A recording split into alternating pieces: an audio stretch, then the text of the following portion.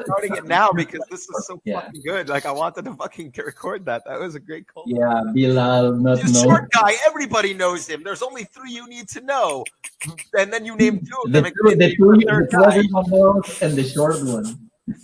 The tall one, the middle one, and name. the short one. so we have Goldilocks. But you know, he's like a 145. He's like a 140 fighter who looks like just a slightly larger Jimmy Rivera. We basically, this is what you're basically telling me. It's Bilal and the 3 Dutch kickboxers. Rico is too big. Short guy is too small, but Nicky is just right. Oh, no. 3, 2, 1. We are mother effing live, and welcome to the 32nd episode of the Mixed Martial Arts Podcast. I had to think for a second before I said that. I am your host, as always, Ben Cohn. Joining me today, we got Bilal, we got Alejandro. Say hi, guys.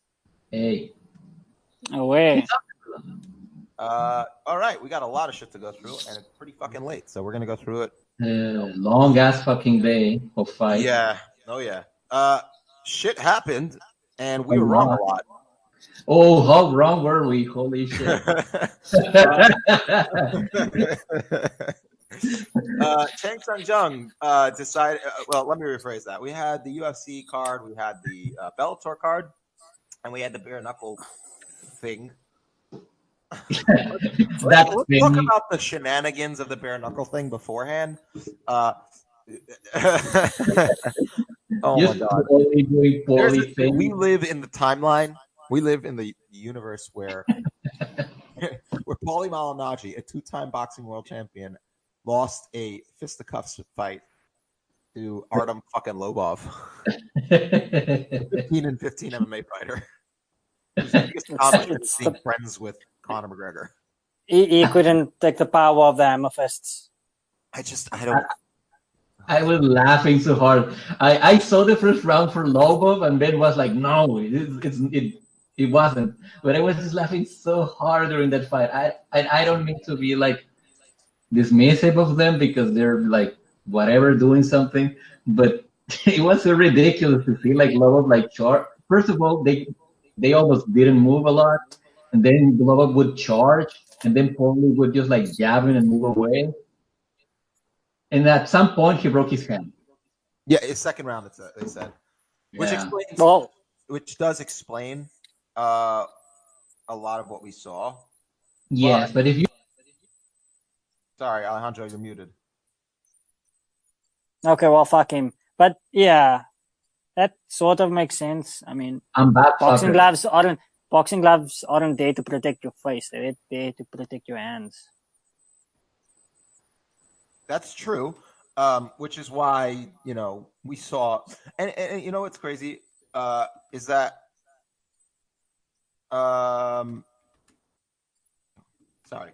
basically, the way I would describe it is this. The whole point of gloves is not, like you said, it's not to protect the person getting hit, it's to protect the person hitting. So when you have a fighter who's fucking getting hit, not even clean, but just hit, and gets like Malinaggi's used to gloves, right? So these glancing blows really wouldn't do anything in boxing. However, in bare knuckle, you get cut open and you look like you've been fucking beaten on for 12 rounds. But in reality, Lobov landed almost nothing of consequence, and the first 3 rounds were just Malinaggi just fucking hitting him almost whenever he decided to, while Lobov missed everything he threw.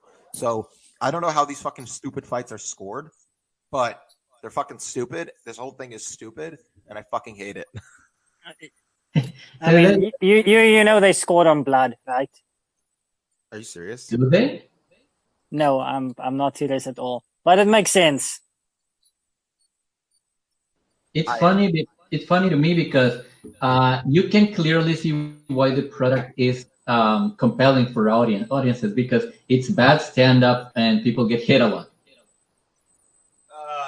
I mean, I don't know if they get hit a lot, but there certainly are hits. Oh, they get hit a lot. Yeah. There is the illusion of being hit a lot, at the very least.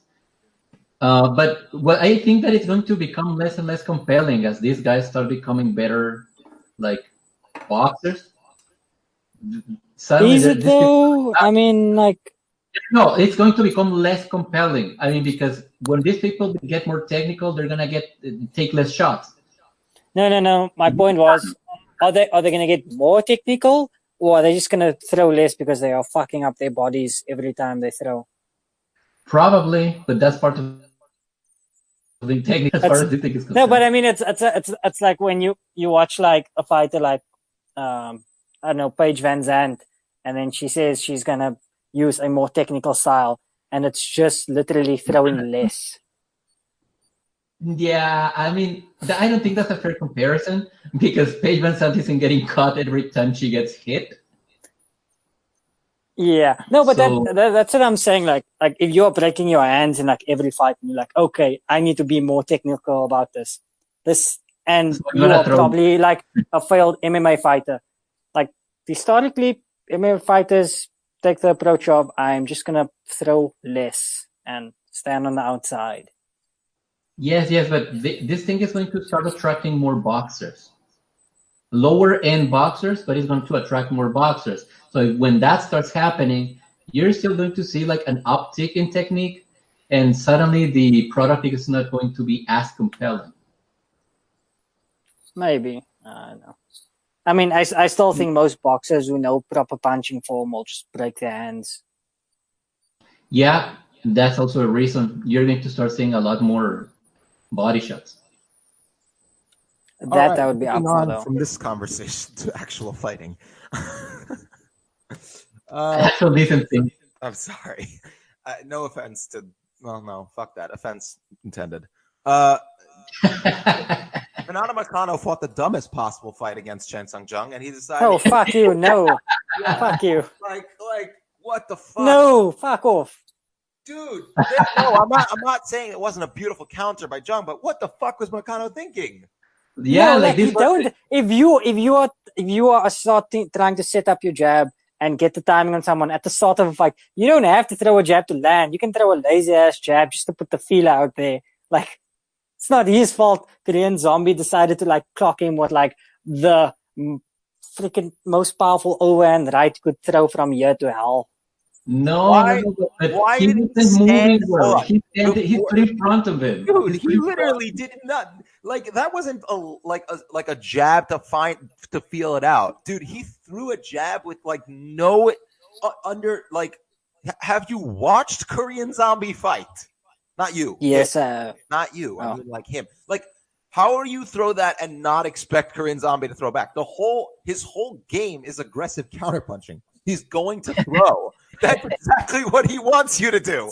If you're going to throw, you have to be defensively responsible or throw in a way that's safe for you. Don't throw a lazy jab and then just be like, I'm going to stand here and wait. Like he didn't do anything. And then I mean, did you see that photo I sent you earlier? Like his whole face was wrapped around Korean Zombie. Dude, it wasn't even just that. Like he started to also follow that jab up with like a right hand. He started the right hand. He wasn't just like a jab to test. He chose a weird day with a weird opponent to start doing shenanigans. I don't know. Well, you know ATT fighters. He'll probably be champ in like 4 years. Probably. I mean, I think that is a tad unlikely. I mean, there's not a lot to talk about. Obviously, it's Korean Zombie. She's getting another knockout to add to his highlight reel, so good for him. Which is always good because the guy's always like he's always on the edge, always on the motherfucking edge. But he'll always lose. He'll always lose when it matters. Yeah, but he's always on the edge of slipping away, but then he comes back, and it's been like this for years. Mm-hmm. I mean, congrats. Moicano's kind of like in a really bad spot right now. Yeah, you think? Yeah, but you know what I hate about this? Like this tells us almost nothing about either fighter. Like zero. Zero. I mean, no, I do think it tells us a lot about Moicano. Like what? He threw one lazy jab. That he's not necessarily the smartest fighter? Well, you know what? Sometimes you have to take fighters at their word. And he was saying that he wanted a war, that it was going to be fight of the night, and that he was going to be aggressive. And hey, He held up his end of the bargain. He certainly held up his attempt at the end of the bargain. Well, he ended up. It wasn't fight of the night. Well, no, but he tried. He certainly did. Yeah, I mean, if they give Jung the title shot over Moicano, No, it's not happening. Tantrum. No, they won't do that because Knocked him into dated him one fight ago. I know. Oh, he should fight Aldo. Why not? Like fight Jose Aldo. Yeah, I think an Aldo rematch is actually a good idea, honestly. Yeah. That might actually show us where both of them are at. Yeah, and also it's Aldo's last fight, so yep. Why not? Yep. Randy Brown defeated Brian Barberena. Oh boy. Yeah. Okay. You suck, Ben. You suck. You absolutely suck. Hold on. I want to say something. I watched the fight after the fact, and I read some breakdowns of what happened, and I'm like, did Randy Brown fuck up Brian Barberena for 3 rounds? And then I watched the fight, and I'm like, no, he didn't. No. What the fuck was people? What were people writing? I'm like, no, he didn't fuck him up, but he didn't. Almost got Brian Barberena. He almost did. That second round. Hold on. Yeah. There were portions of that second round where it was starting to look like Barberena was about to do what he normally does, which is grind out the win. Yes, he lost the second round, but don't. He got Randy Brown spent half that fight in half that second round in the clinch. Half that second round, but not winning in the clinch. You don't have to dominate the fight. No, I'm not. No, I agree with you that he won the second round, and he definitely won the first. But also, neither of them were like runaway rounds. I like a lot of what I saw from Randy Brown, though. He did a lot of he showed a lot. He did very well. He clearly learned and did and improved, which makes sense because he's now entering his physical prime. Yeah, it's not just that. He's just past the 50-year mark as a fighter. Like, this is where we're going to start seeing that. And his athletic abilities are clearly off the charts compared to... I don't know off the charts, but... compared to Brian. Oh, okay. Comparatively speaking, yeah. Like, he's a really good athlete. He's 6'3", really long reach. He's finally starting to put it together, and that makes sense based on the fact that he's now, been training for a really long time. And it's really impressive because he took out an uber tough, really, solid fighter who's known for taking guys to deep waters and drowning them. And started to get that a little bit. And it's possible we might have seen that in the third round against Randy Brown maybe a year ago. But this Randy Brown was able to pull it back and take that away from Barberena. And it was really impressive. And that's what made it more impressive. The fact that he wasn't just dominating the whole time was actually more impressive because he showed, no, I'm able to pull it back from from that diversity. And what's important to note is that we saw some really good use of his range. Yeah, very good. A lot. I don't like that he just basically ate every Brian Barberena. I'm gonna just call him Barberena leg kick that Barberena threw. He ate almost. He really did. He just sat there eating leg kicks for some reason, and I don't understand why. No, that's something he needs to fix. Yeah, definitely something he needs to fix. It's not something that can't be fixed. Like we saw that with Weidman versus Silva in the first fight. He ate hard leg kicks the whole fucking fight. Every single leg kick basically landed. And against and in the rematch, he just what do you call it? He exploded Silva's leg. Right, but he also checked both leg kicks that Silva did throw. Yeah. He had 21 leg kicks from Barberena. Yeah, I kind of want to see him against Curtis Millender now. So. I don't see what that will show us, honestly, because I could see Randy Brown just trying to take down Millender because he is a guy who will use the takedown when he doesn't want to fight on the feet. No, that's what I want to see. Because, in order to breach the distance, he needs to be able to strike competently on the outside. But which he's been doing, yeah. But I want to give him. I'm okay with actually that fight, but then after that, I want to see him fight another grappler. Like Bilal, remember the name Muhammad? He already fought him. What? Yeah, they fought. He lost. 2017. Okay, cool. So that's what I'm saying. Like but he also lost to Michael Graves. That was his first pro loss. So like there is a pattern, and Mickey Gall was like the next grappler he fought. And then Nico Price, but I don't call Nico Price a grappler. He's more of just like I'm gonna knock you out somehow from the bottom. So yeah, so I'm interested to see where Randy Brown goes from here, because I can't see him being a welterweight for his entire career. The dude is really tall and long, and probably will fill out as he gets a little older. He's 26 now. He's 28. Oh yeah, he's 28, so he might actually be able to hold on to welterweight for a little longer. But yeah, good performance. I do think this comes down to an ultimate theme that I have for this card. Athletes won. The better athletes won. I really think that much held true. Almost necessarily. Almost entirely. Yeah, because Ariane Lipski didn't win her fight. That's the one fight I can think of so far. Who else? Yeah, but she's too young. Yeah, so I think that's more that she's just not skilled enough to really go. But Molly McCann is not like some amazing. Anyway, we'll get there. Next, we have Andre Ewell versus Anderson Dos Santos. Alejandro, you wanted to talk about it, so take it away. I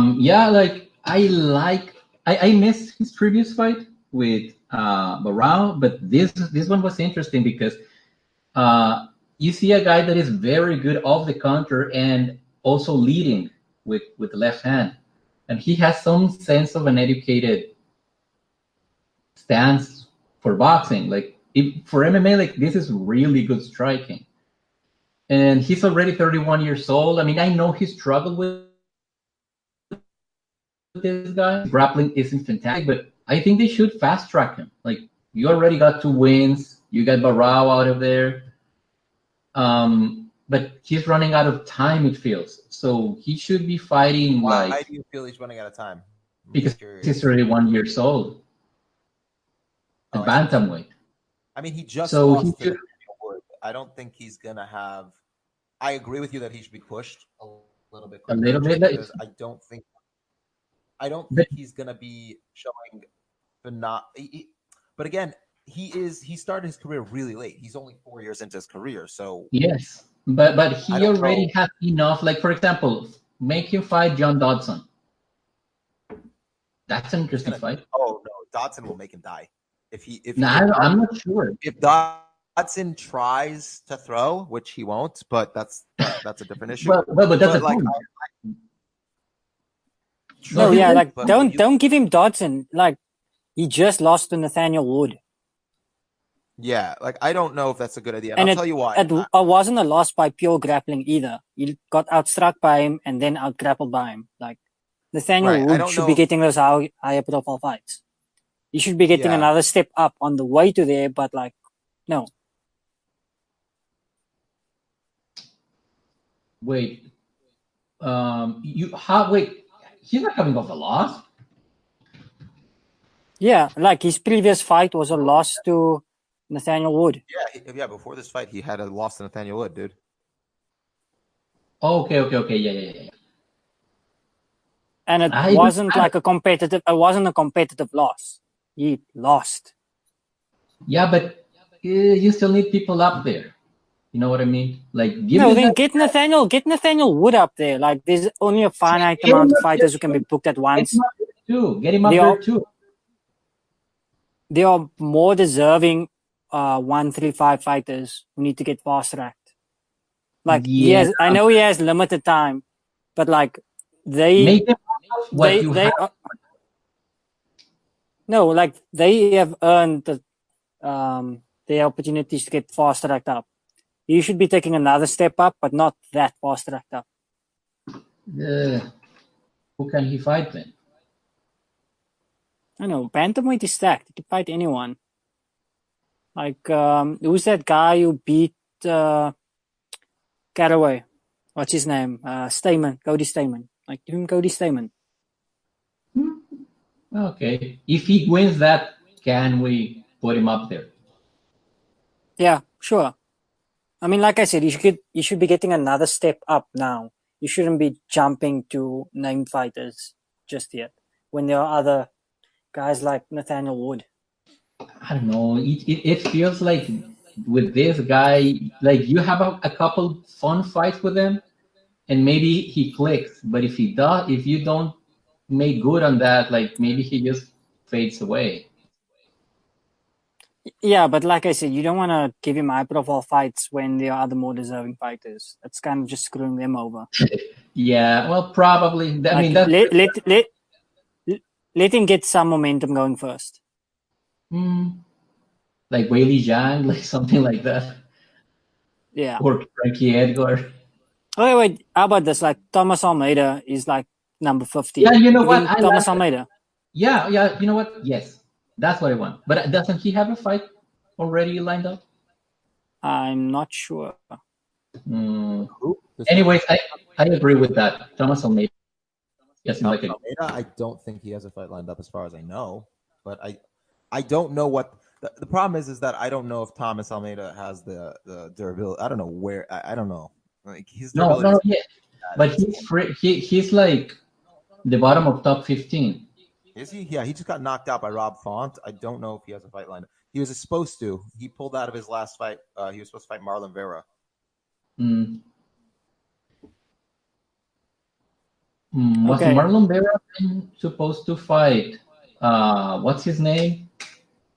Sean O'Malley?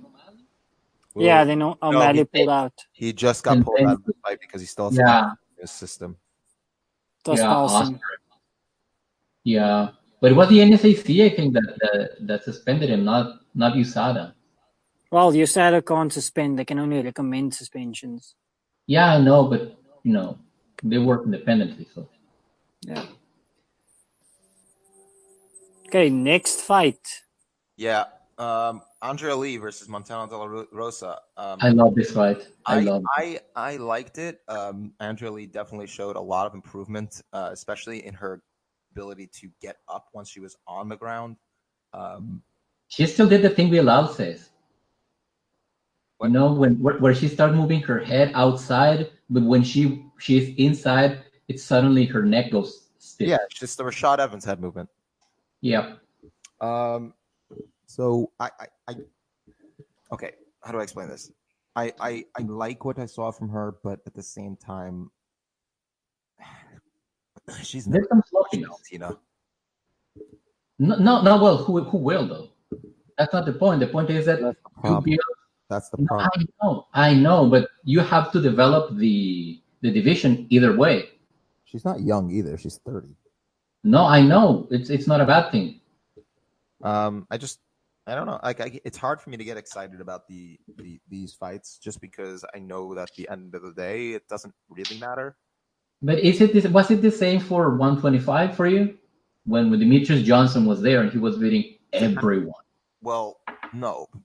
Yes and no. It depended who he was fighting. Like, yeah, but my point is that you still have to fight when he fought freaking what's his name? We're on to this again. Hold on, I gotta pull it up because you're gonna. No, it's understandable that I'm forgetting him. Just give physical description, like Bilal does. Just give a very physical description. Like when he fought Chris Carriasso, I did not give a fuck. No. I didn't care when he fought. When he fought Dodson, I cared because I knew that there was like something there. When he fought Wilson Hayes, it wasn't something I was super interested in. Ray Borg, when there was like something, there was nothing interesting. Yeah, no, flyweight at that point was kind of like middleweight is always where right at the top there's really fun and exciting guys, but when you get below that, it's like, I guess I'll watch it. Yeah, pretty much. Yeah, but we don't even have that yet in flyweight. We don't have that. It's not even that exciting.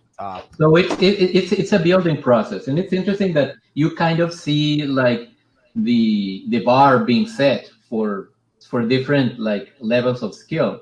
And Andrea Lee is not going to beat Valentina, but she's making a statement that you have to have these kinds of skills in order to proceed forward. It's not a bad thing. No, it's not. But she again, she did really well, and I was very impressed by her striking looked definitely more focused, is the way I would put it. Yeah. So good for her. I did not see the Kevin Holland to Chirico fight.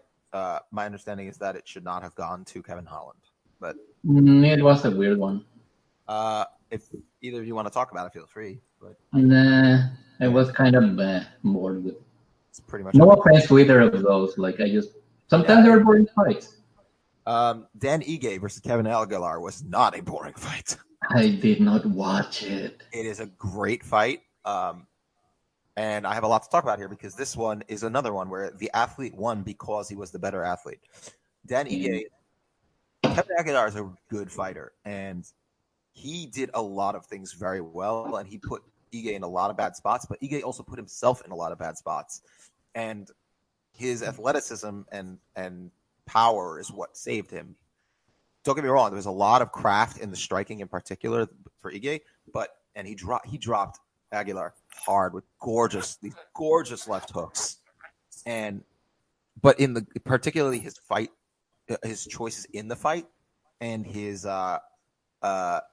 overall willingness to engage where he really shouldn't have, which was on the ground mostly, could have cost him. Like arguably, if he wasn't the better athlete by a large margin, Kevin Aguilar probably could have dragged him into grappling a little bit more frequently and more successfully and taken that fight.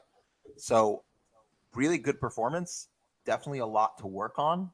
Again, another fighter who's only 5 years into his career, so I do look forward to seeing where he can go. His power is fucking amazing. His only loss in recent years is to Julio Arce, and that is a legit fighter to lose to. So I'm really excited to see where he goes from here. But he's also a Ali fighter, so fuck him.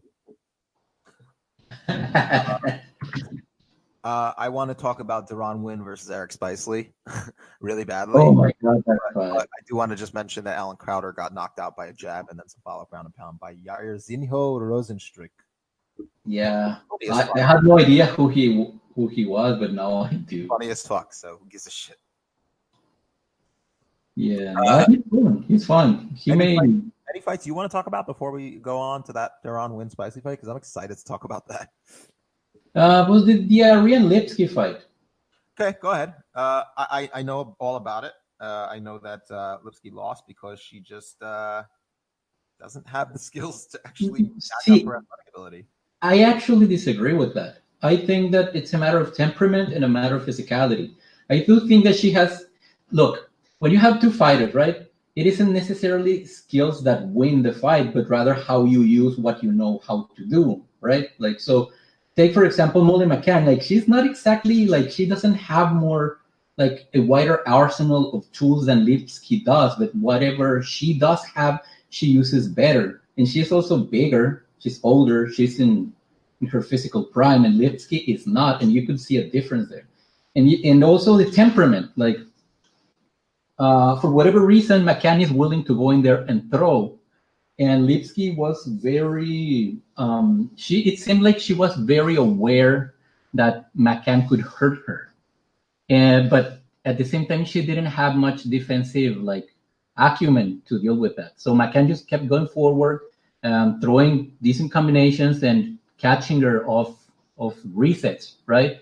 And Lipsky got hit hard, so now we know that she has a decent chin, but she needs to regroup and, work a ton and just basic fundamentals and get sports psychologist or something.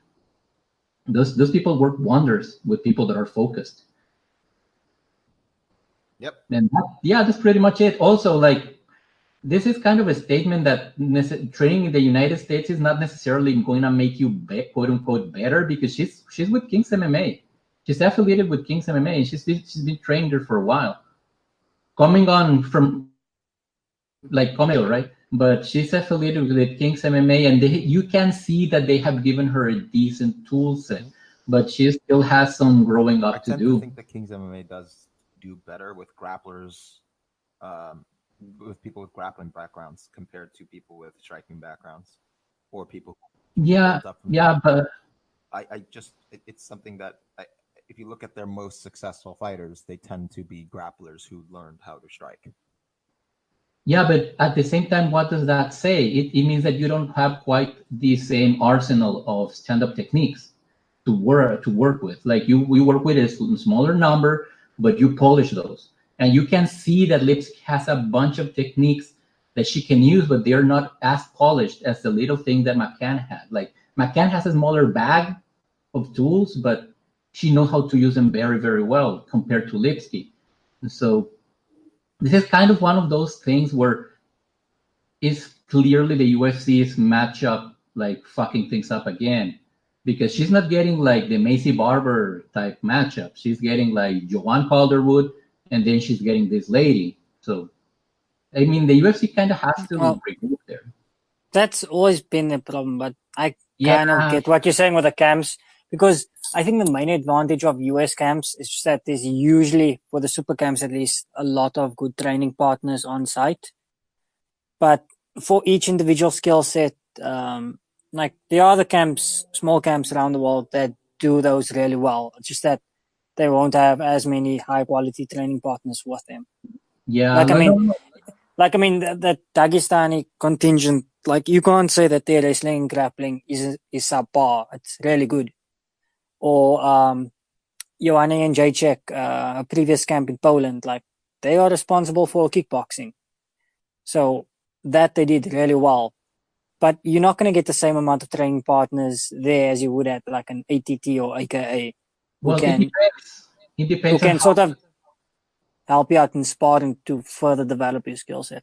Yeah, but I think that a lot of it has to do with coaching and just personal growth of the athlete, because Lipsky is kind of one of those cases where the UFC caught wind of a girl that was very good, but clearly like not quite as developed as they would hope. So they kind of wanted to make her happen, and their way of making her happen is just throwing her in there with beats against. So I honestly think she needs to take a while, like take a break and just figure shit out.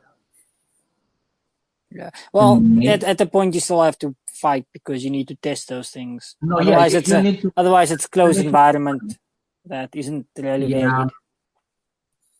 Yeah. Well, she needs to make money. This is her job, so she kind of doesn't have a choice. But I would like to see like a wind down in how tough the matches are. I'd want that with most of the roster, but yeah. Yeah, like Veronica Macero, for example, they did the same thing to her, but she was 19 years old when she first fought in the UFC.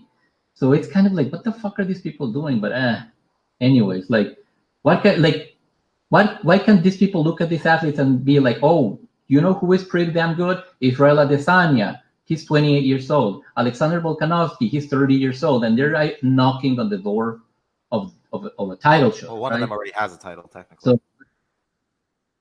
yeah, well, I know what I said. It's one of those happy rainbow titles that can appear and disappear at the behest of the promoter, right?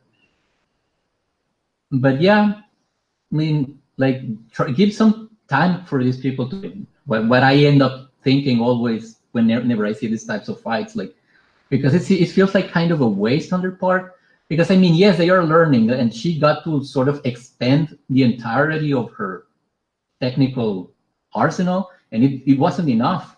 Like for Lipsky, you can see that she has good range and good high. You know, she has all the tools she needs, but it just wasn't meant to be, like they say. And I do hope like they dial it down a little bit. But other than that, yeah, she lost. And Molly McCann looked good, by the way. Okay. She looked fun. Darren Wynn versus Eric Spicely had the most middleweight fights ever. In the fun way. Like they just threw hands and did not stop. And knees. Well, no, Darren Wynn threw hands and Eric Spicely threw knees. I like, how hard is Darren Wynn's head though?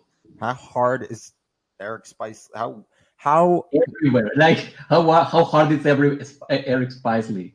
Period. Yeah, because like, he got it everywhere except his legs. Wynn is 5'6" or something like that. He was listed as.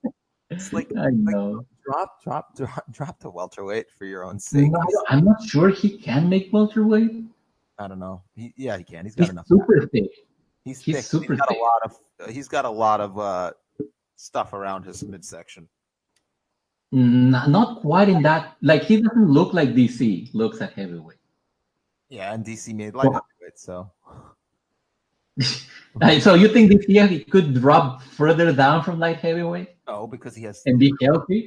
Because he literally went into kidney failure. So no, Darren Wynn. Yeah. So I'm not saying, first of all, 15 pounds. I'm not talking about like, we're talking about like him dieting down 8 to 10 pounds, and then he can cut the next, like cut another 5 if he needs to. But Darren Wynn is not trying that hard to make middleweight. I think you're not 5'6" and weighing 185 pounds and not holding some extra weight.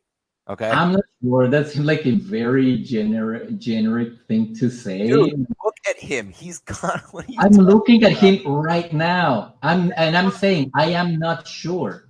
I'm telling you that you're definitely wrong. Okay. Like, yes, that guy's got fucking love handles. What are you talking about? You don't need, dude.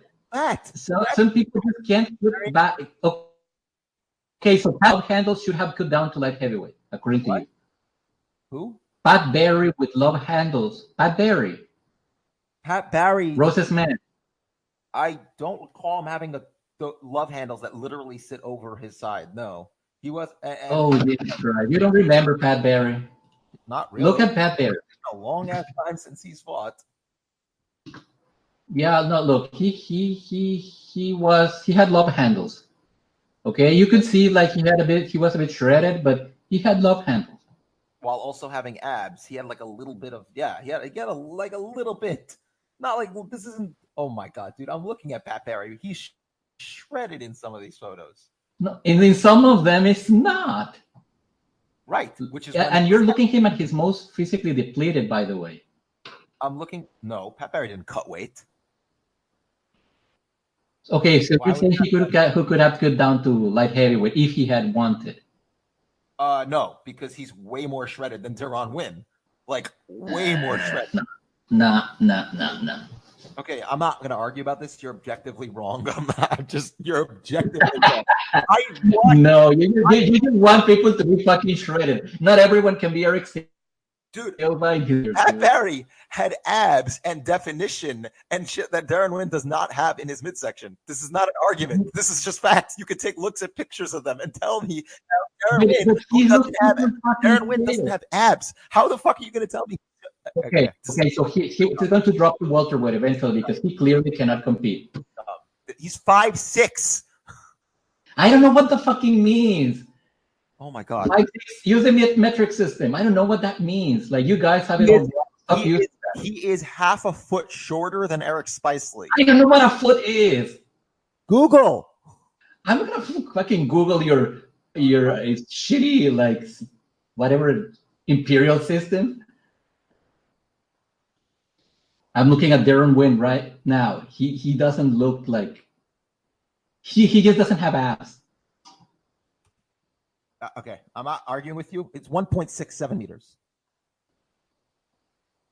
Holy shit, he's tinier than I am. Yeah. Oh yeah. Holy shit, yeah, I'm taller. Yeah, he can. No, you know what, Ben, you know what? I agree with you. I've changed my mind. This man is tiny.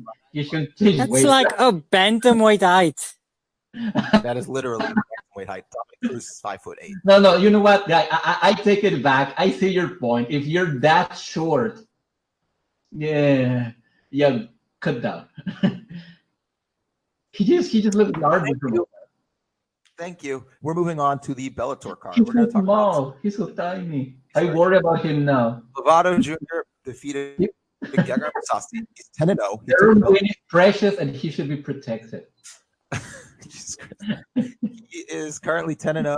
He's undefeated, and since moving over, he's still 35 years old. He's turning 36, I think, in a month. Wait, what? We changed fights? Oh, right. Mousasi, the fight that made me sad. He took the middleweight title. It was not a great fight. Wait. I just realized, right? Henry Cejudo is slightly shorter than him. So he's like a Pokemon. We have to protect him. there's a possibility in the coming years we just see Henry Cejudo go up to middleweight and win titles. Yeah, why the fuck not?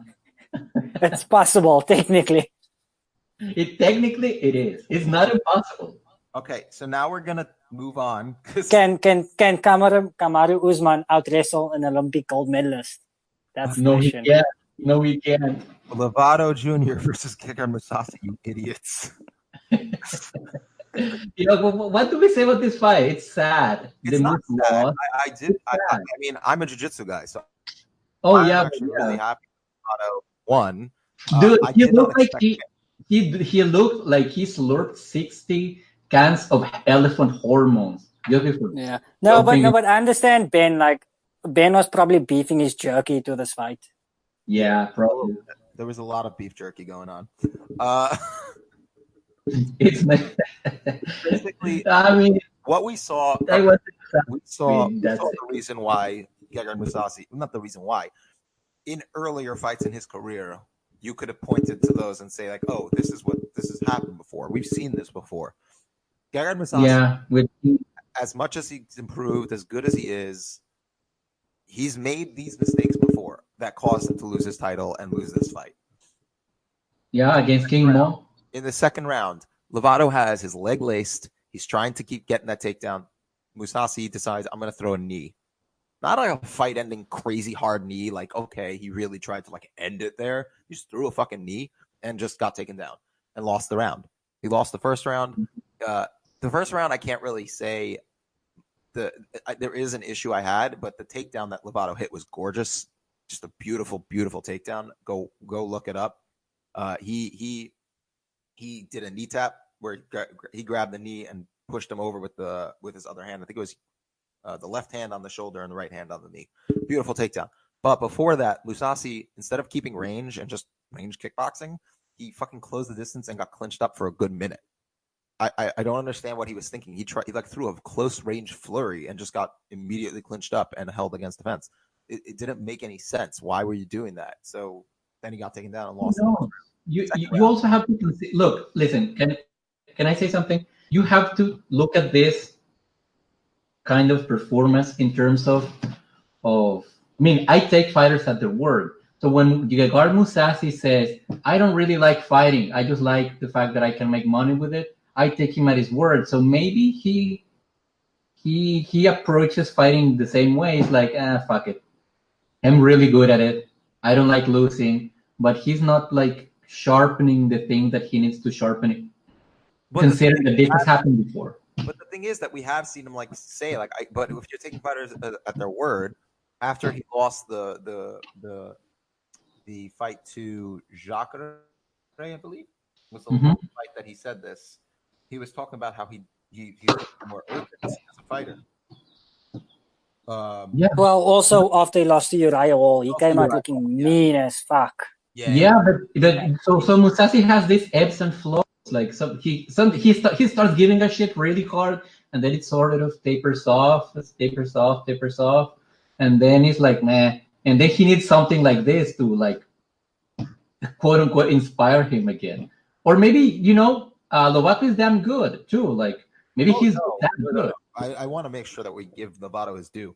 Granted, he looked stiff as fuck on the striking, but again, not really. What jiu-jitsu guy?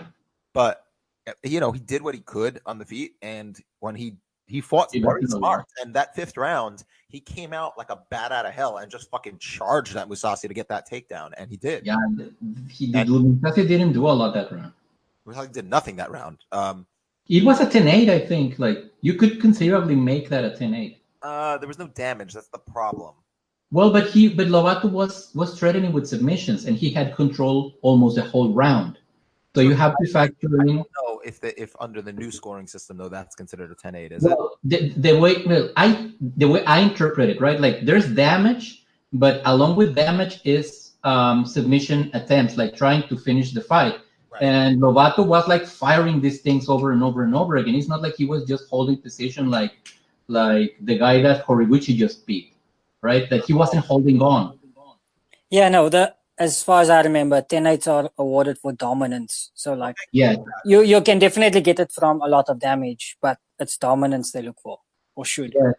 So you can, I think, like you can get it from sustained like grappling assaults, like where you have to make the other guy work, and if he doesn't work, he gets finished. That's how I'm interpreting it. But but then I would say probably the fourth round should have been a 10-8 for Mousasi because Lovato absolutely done. He kicked his fucking ass. He wins by pride rules. Yeah, he knocked him down and everything like that. So he dropped him. We saw number 3 and 4, like Mousasi fought well. Like he kept the engagement short. He fought at longer range. He utilized his jab a lot more. And but he was super tired too. Yeah, he was pretty tired. Which makes sense because Lovato is a fucking tank. Yeah. So, yeah, I mean, I don't know what's next, honestly, but I would love to see. I'm excited to see Lovato next. I don't know who they're going to put him up against, but I'm interested. I don't know how much time he has left, though. I hope they don't just make them rematch. No, look, I think he's going to fight Lyoto because reasons. Maybe, but I could also see Lyoto just saying, "Oh, fuck it, I'm going to rematch Bader." Lyoto's old. He's 42. I don't know if he wants to cut the weight. Yeah, he shouldn't. Like, but you know, like Bellator is in this weird place where they have like names. Yeah, they don't have young guys necessarily at these higher divisions to work with. Yeah, I want to say that if Lyoto does fight Bader, you know he's going to get knocked the fuck out, right?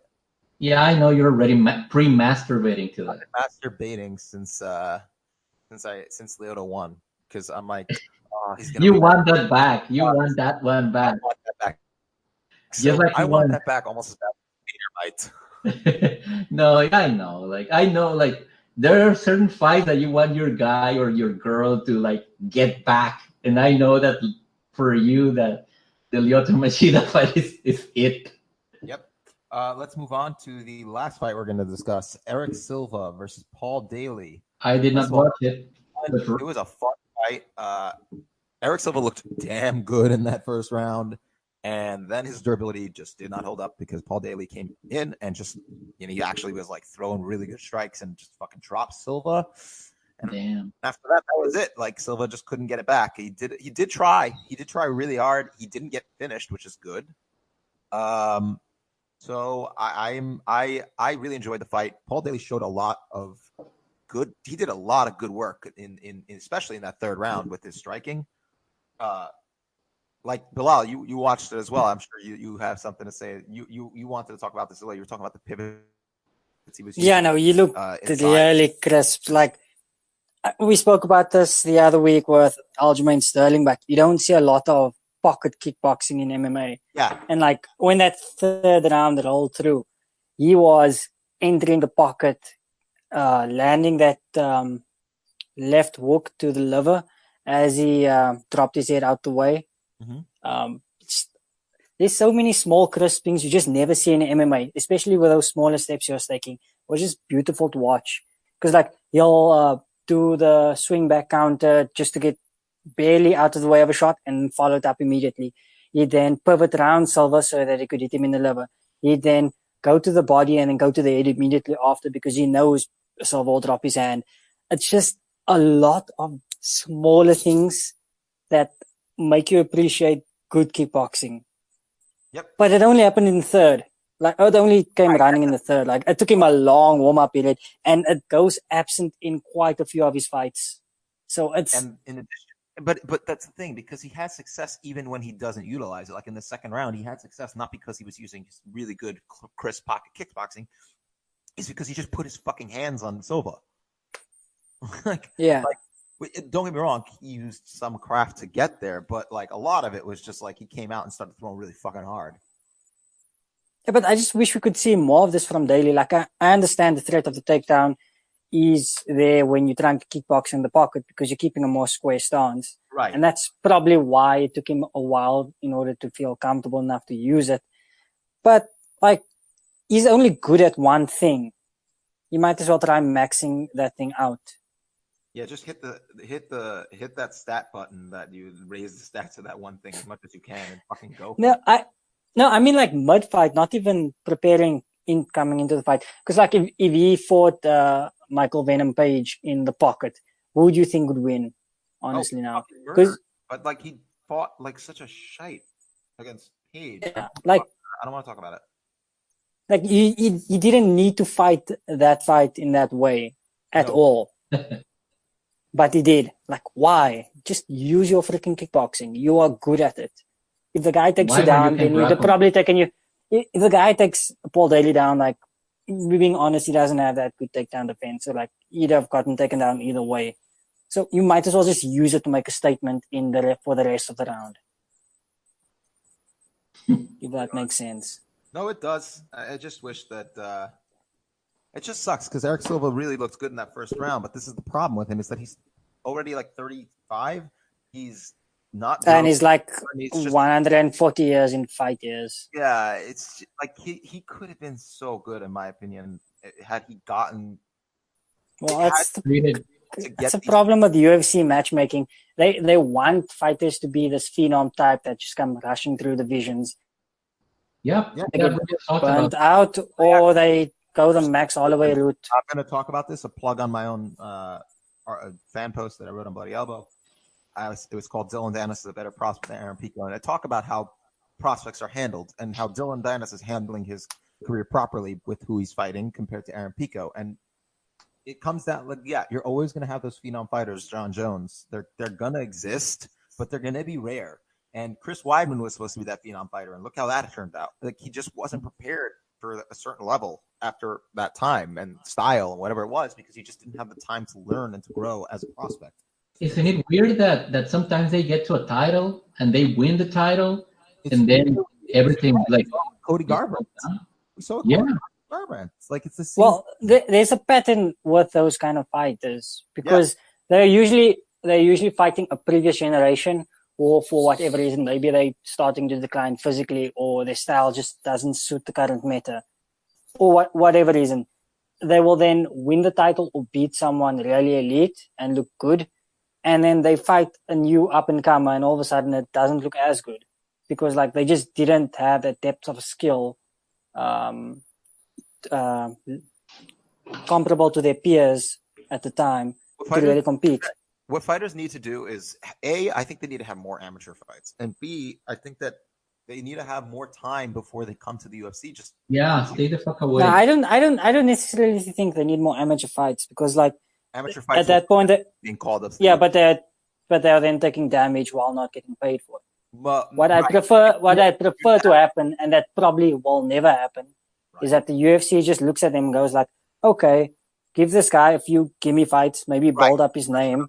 But if you're a man, you don't have to go the whole MVP route and have 99% of their career fighting cans. But just like give them some time. Lal, we're talking about reality, not how we want it to be. Like actual realism matters, and the bottom line is he's not going to do that.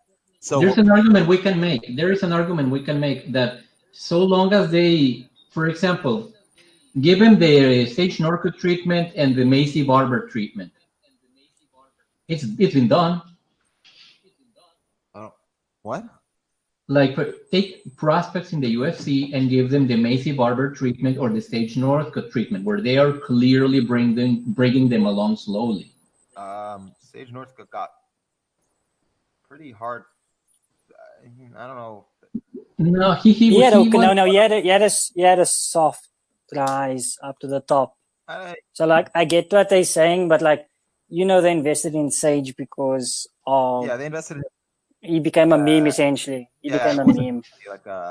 Yes, but my point is that the model is already there. You can do that with fighters like Ariane at this. No, they do try with certain fighters. Like you can see Mike Perry, but they don't commit to it. They matched him up with Ponzinibbio in like his third fight. I didn't finish. Like who was that other guy who was working another job in addition to fighting when they gave him Mike Perry after one of his losses? It's like with him they kind of alternate back and forth between giving him softer matchups and really hard matchups. And that's what I mean. They can't commit because they'll give him a soft matchup to kind of, help push him along. Then he'll win that. And then they don't go, okay, let's go a slight step up. They just go like, okay, here's a name fighter. Are you talking about Alex Reyes? I can't remember his name. Yeah, it was Alex Reyes. Yeah. It's gotta well, be. They did it more than once. Well, But Mike Nick, Perry. I don't agree with you overall because if you look at his record, it's not gimme. No, that's what I'm saying. They go back and forth with Mike Perry. They don't commit with it. But his second fight, They need to commit. Yeah, but like, you're not getting what I'm saying. They aren't committing to Mike Perry. Every time they give him an easier fight, they give him immediately a harder fight. But then he's because not they. Yeah, that's what I'm saying. They never commit. Yeah. No, you are misunderstanding my point. I'm saying that they don't commit to that type of matchmaking. They will try it here and there, but they don't fully commit to it. They'll see a fighter win and be like, okay, this guy is now ready. There's not committing. Don't understand in general. Like they just don't understand prospect building. They're not doing it when they give them the easy fights. They're not doing it because they're trying to build them up or give them. They're doing it because they're just like, okay, get a highlight real quick, and then we'll put you with another hard fight. Like that's what it is. Okay, so you think that Macy Barber's next fight is gonna be with like, I don't know, Andrea Lee?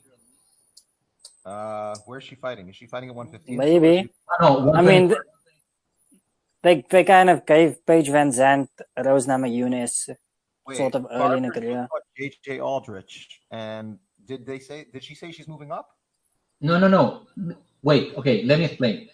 Macy Barber fought one fight in the UFC at 115. Then she moved up to 125. And at 125, she fought JJ Aldrich, who is actually up. She missed weight, remember?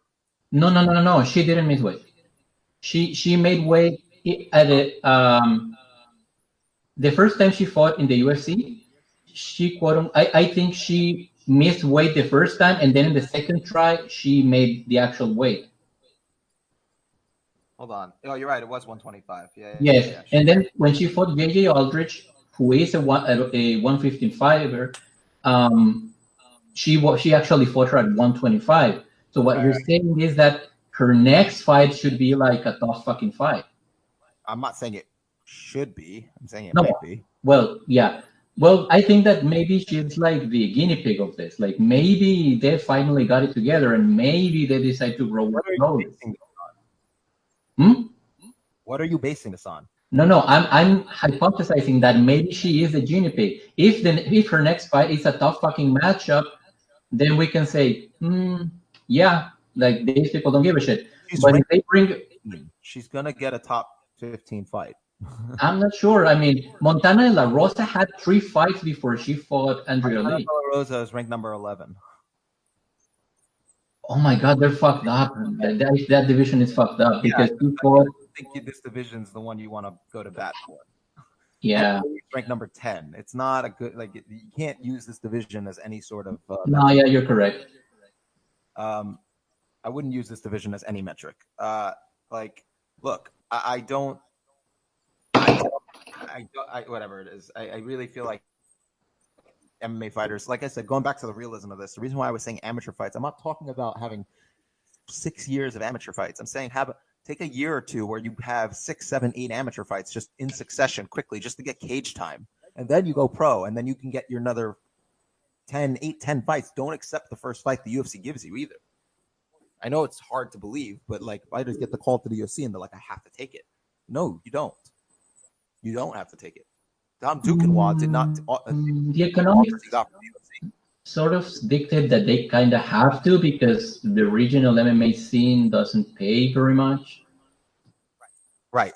I understand that, but that's a issue in a more of a broad sense. Yeah, and we exist in a strange land where being a former UFC fighter sort of gets you some clout in the regional scene. Right, but fighters should not want to be a former UFC fighter. No, I know, but are you going to argue against like the economic incentive of that?